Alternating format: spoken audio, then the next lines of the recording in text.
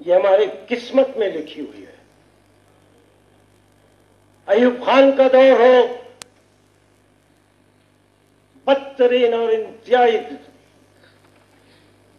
بدترین جو ضیاء الحق کا دور تھا، شرف کا دور تھا، اس میں صرف اور صرف اگر کبھی شروعات کی ہے، کبھی اگر کسی نے آواز اٹھائی ہے تو ہم وکلا نے اٹھائی. ہمیں جب آواز اٹھائی ہے،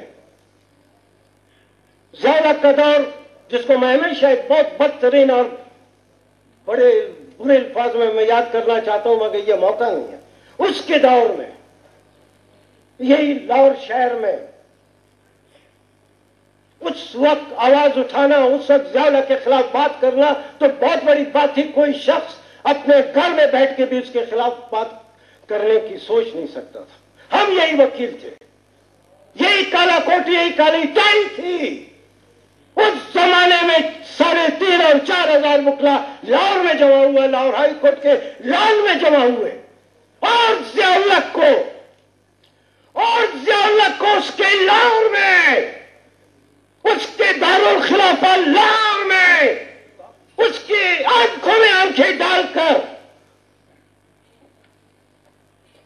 اس کے خلاف وہ تقاریر ہوئی، وہ باتیں ہوئی، وہ خیالات کا اظہار ہوا جو میرے خیال ساری زندگی وہ نہیں بھولا ہوگا. ساری جماعتیں خاموش تھی. یہ ہمارا کام نہیں ہے، ہم نے کوئی ٹیکہ اٹھایا نہیں ہے. ہم تو صرف کالا کوٹ کالی ٹائی لوگوں کو عدالتوں میں ہم انصاف دلاتے ہیں. اور اس معاشرے میں اور اس دور میں یہ پاکستان، یہ صرف اور صرف جاگیرداروں کا دور ہے. یہ جاگیردار چودھری خان وڈیرے اور سرداروں کا ملک ہے. یہ بنا اسی کے لیے تھا اور آج تک قائم بھی اسی کے لیے رکھا گیا. اس میں کوئی عوام اور غریب آدمی کی کوئی زندگی نہیں. اس چودھریوں اور اس خان اور وڈیروں اور سرداروں کے دور میں جہاں اس ملک کے ایک ایک انچ پر ایک ایک شخص پہ صبح اور شام جو ظلم و ستم ہوتا ہے، جو بے انصافیاں ہوتی ہیں، اس کے خلاف صرف اور صرف آواز ہم نے اٹھائی ہے. یہ سیاسی جماعتیں کس مرض کی دوا ہے؟ کتنی عجیب بات ہے، کتنی عجیب بات ہے کہ میں اس ملک کا ایک بہت ہی زبردست پولیٹیکل ایکٹیوسٹ ہونے کے باوجود، جس نے اپنی لوگوں کی خدمت کرنے کا جس کو آپ پالیٹکس کہہ سکتے ہیں، جس کو آپ فرض کہہ سکتے ہیں، وہ بحیثیت ایک سیاسی ورکر کے، سیاسی جماعت کے ورکر کے میں نے شروع کیا. مگر آج 20-25 سال ہوتے ہیں کسی پارٹی سے میرا کوئی تعلق نہیں. کیوں؟ مجھ جیسا آدمی کیوں سیاسی جماعتوں کے رول سے، سیاسی جماعتوں کے کردار سے مختلف ہو کر آج 25 سال 30 سال سے میرا ان سے کوئی تعلق نہیں. اس لیے کہ ان کا رول یہی ہے. وہ اپنے فرض پہ کبھی بھی کھڑے نہیں ہوئے، کبھی بھی اپنے فرض پہ کھڑے ہوئے نہیں ہوئے. یہی سیاسی جماعتیں ہیں. جنرل باجوہ کوئی خدا نہیں، آرمی جنرل کوئی خدا نہیں کہ جب وہ ایکسٹینشن مانگتا ہے تو آپ 10 منٹ میں آپ اس کو اس کے ملازمت میں ایکسٹینشن دیں.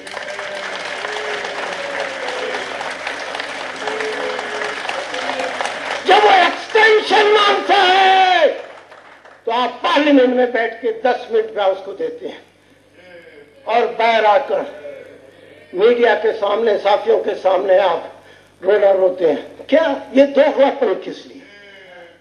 یہ ہے وہ دوغلا پن، یہ ہے وہ دوغلا پن کہ علی احمد کرد 25-30 سال سے تمہارے قریب نہیں گیا،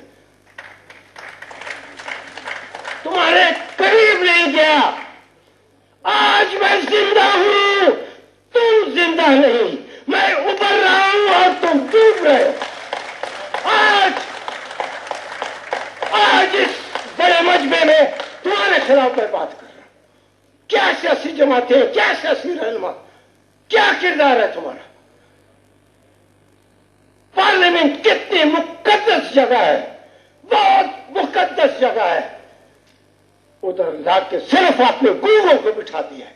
آخر گونگے بیٹھے ہیں یا وہ لوگ جو جاہل آدمیوں کی طرح صرف انگوٹھا چاپ ہے اور انگوٹھا لگاتے ہیں.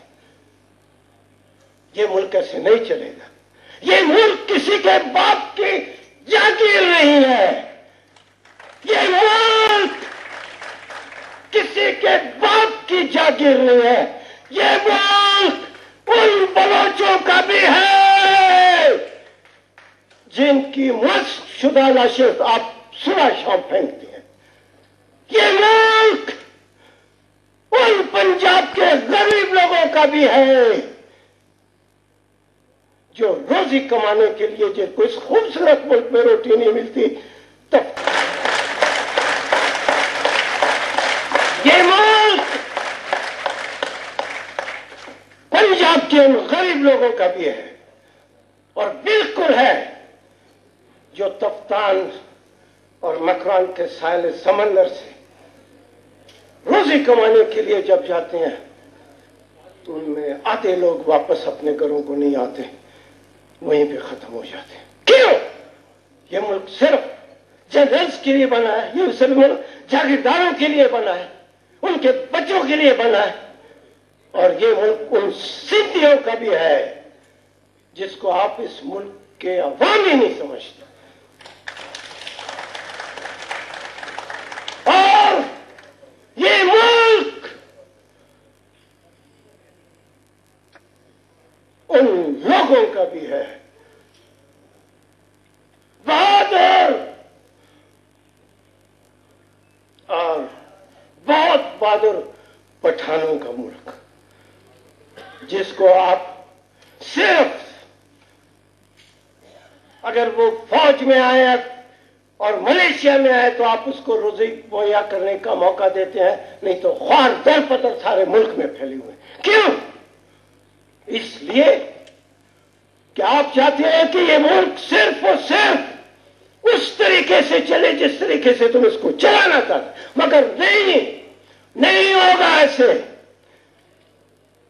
آج اس ملک میں ہر شخص کو بشمول میرے اور ان سارے ساتھیوں کو خواب دیکھنے کا اور اپنے بچوں کے لیے آرزوئے اور اچھی زندگی کا خواب دیکھنے کا ہمارا حق ہے. مگر جب آپ خیالات کے اظہار کے لیے نہیں چھوڑتے, جب اس شخص کو جس کو تکلیف پہنچتی ہے, جب جس کے گھر میں رات کو اپنے بچوں کے لیے روٹی نہیں ہوتی, جب وہ چیخنا چاہتا ہے, جب وہ باہر آ کے کہنا چاہتا ہے, تو صحافیوں کی صورت میں, میڈیا کی بندش کی صورت میں, دوسری صورتوں میں کسی ساتھ کے ہمسائے کو نہیں پتہ چلتا کہ یہ آدمی باہر آ کے جو چیخ رہا ہے, گونج رہا ہے کیوں. آپ نہیں روک سکتے. متی اللہ جان اور حامد میر کو کسی کا باپ بھی نہیں روک سکتا.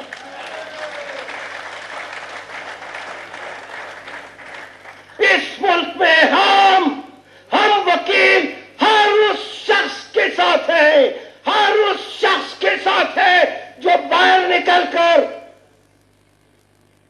انقلاب کا نعرہ لگائے گا.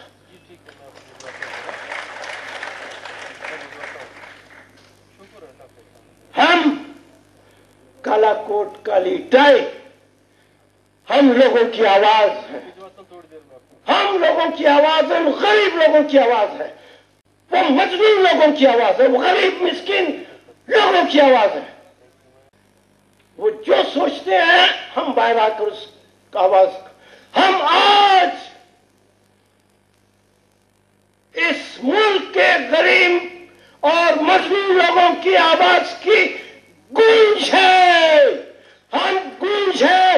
کوئی مائی کا لال اس گونج کو روک سکتا ہے, دبا سکتا ہے, تو وہ بھی آ جائے, ہم بھی سامنے کھڑے ہیں. اس ملک میں اس انسان کی تاریخ کو آپ اٹھا کر دیکھ لیں, اگر ایک چیز انسانی تاریخ میں کوئی شخص بھول نہیں سکتا, وہ عوام کا انقلاب ہوتا ہے. اور جب انقلاب ہوتا ہے تو ہر چیز اور پیچھے پیچھے لوگ ان کا پیچھا کرتے ہیں. آج لوگ انقلاب فرانس، انقلاب روس اور انقلاب ایران کو یاد رکھتے ہیں. ہم خون خرابے کے حامی نہیں ہیں. بہت پرامن لوگ ہیں، بہت پرامن لوگ ہیں. مجھ سے زیادہ پرامن اور انسانی ہمدردی والا بہت کم ہوگا. ہم نہیں چاہتے. مگر جب لوگ نکلتے ہیں تو ہر شخص جب اس کی آنکھوں میں غصہ اترتا ہے تو اس کے پیچھے پھر خون بھی گرتا ہے. تو خون گرنے اس ملک میں نہیں